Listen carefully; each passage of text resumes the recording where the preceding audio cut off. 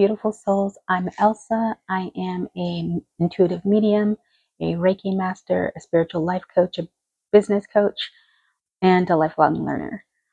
If you're new here, welcome. If you have been with me since the beginning, thank you for sticking with me through this journey. Today, I want to talk about shadow work because it has been coming up a lot lately.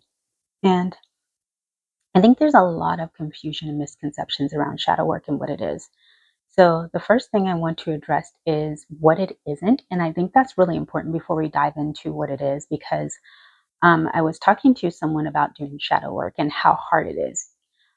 Because it's not, for those of you who have done the shadow work, those of you who are working on it right now, doing your shadow work, it is not for the faint of heart. It is a hard journey, but it is worth the journey. It is worth getting to the end and getting to that better, more healed version of yourself. But I first want to say shadow work is not something evil. It's not some type of evil magic or spell work. Excuse me. My throat chakra is apparently not cooperating today. This is about the fourth time we've tried this video, so hopefully we make it through this time. But I just want to first address that it is not, shadow work is not evil. I think the name scares it. I think when people scares people because I think when they hear shadow, they automatically think it's something on the dark side of things, but it's not. It is in a way, but it is not. And when I say that it is in a way, what I mean is you are going to the deep, darkest sides of yourself and really working through that trauma, the unhealed version of yourself. You're working through any childhood wounds, any old wounds that are not childhood wounds, any attachments or things that you need to detach from. You're working on yourself. Shadow work is going in and doing the work on yourself, working through what you see are, maybe you call them flaws, maybe you call them trauma, whatever you call them. It is working through the hard part of yourself so that you can become a better, more healed version of yourself. Excuse me. And I think that the hard part is that people, when they start to do the shadow work, they think it's just going to be, oh, I'm going to do this work and then I'm going to be a better version of myself. But they don't realize sometimes when they first start off how difficult it is. Because when you work through those unhealed parts of yourself, when you start really working on the parts of you that are holding you back, that are keeping you stagnant, that are keeping you from progressing and moving forward, you really have to face yourself. You have to take this type of accountability. See, I'm telling you, excuse me, one more second. This message is trying to, something doesn't want this message out here. So we're going to keep pushing through. But you really have to get down to the nitty gritty. And then when you start doing that work, it is hard. It is painful. It's probably, as you go through, you're probably going to bring up some other traumas that you realize that you also need to work through.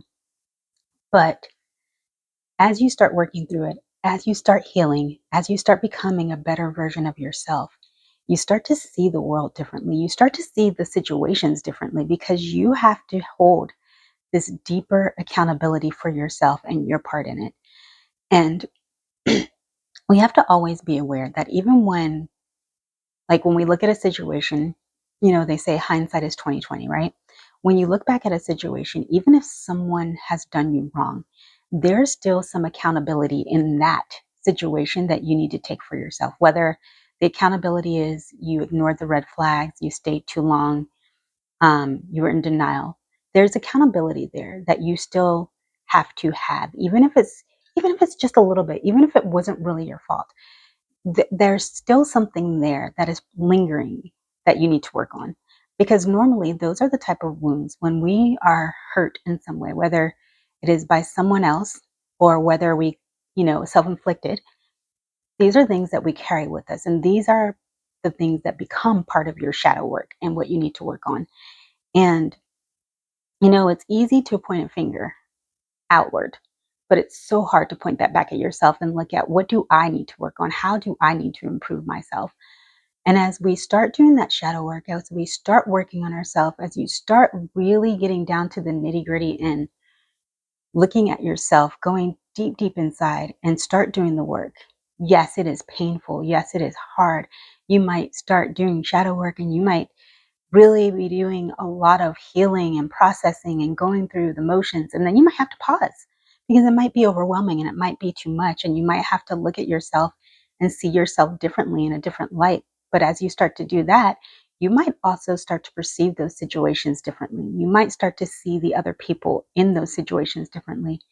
And as you start doing the shadow work, you start to have this compassion for others in a way that you didn't have because you now have this compassion for yourself in a way that you didn't have. And I think that that's important to note too, is that when you start doing the shadow work, I hope you guys can hear me. If you have any trouble hearing me, please let me know because I have a new microphone and I'm still figuring it out.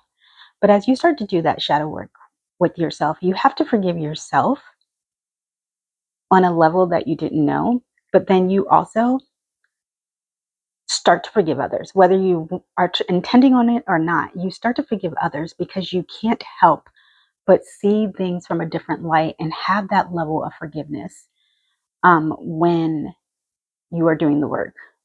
When you are doing the work on yourself, you are improving everything around you. You are improving your situation, you are improving your vibration, you're raising your vibration, and you will, as a result, improve your relationships, whether it is the relationships that you are currently in your life. And when I say relationships, I don't just mean romantically, I mean all relationships in your life. But you also start to attract different types of situations, different types of people, different types of situations and places that are more in alignment with the healed version of yourself. So I don't want you to look at shadow work as this horrible, horrible thing because there's a lot of talk about it. Everybody talks about it. It's all over the place. It's always a trending topic, doing the shadow work. But I don't think that people really understand what it means. It means really going deep inside of yourself. Sometimes it means therapy. Sometimes it means journaling. Sometimes it means looking at the situation in a different light. You have to find what works best for you to get you through this process, to help you work through those unhealed wounds, to help you work through the unhealed trauma, the pain, and just all of the things that are continuing to keep you stagnant, keep you still. Because that's what happens. We become stuck because we refuse to do the shadow work, we refuse to heal, and we refuse to take accountability for our part. And that's the hard part, is that shadow work is not about anyone else. Shadow work is about you. It is about going deep inside of yourself, deep inside of your soul, deep inside of your heart, and really looking at yourself. And once you start doing it, you will understand it is not easy. It is not an easy journey. But I promise you it is worth it. It is worth the healing. It is worth coming out on the other end and loving yourself in a different way. And when you are able to love yourself in that way and see yourself in a different light, you are able to love others in a different way and see others in a different light. So take a moment, do the first step. And the first step is saying, I know that I need to work on myself, and then figure it out from there. You don't have to do it all in one day. Shadow work is not a quick fix.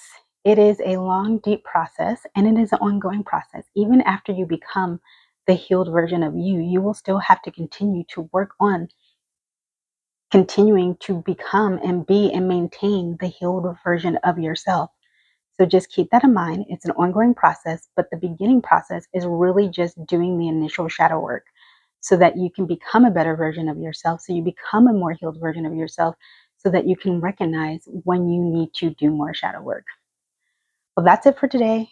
Short episode. And as always, I'm Elsa. And again, thank you for tuning in to another episode. And remember that true wellness isn't just about the body, it's about nourishing. See, I told you I can't speak today. It's about nurturing your mind, body, heart, and spirit.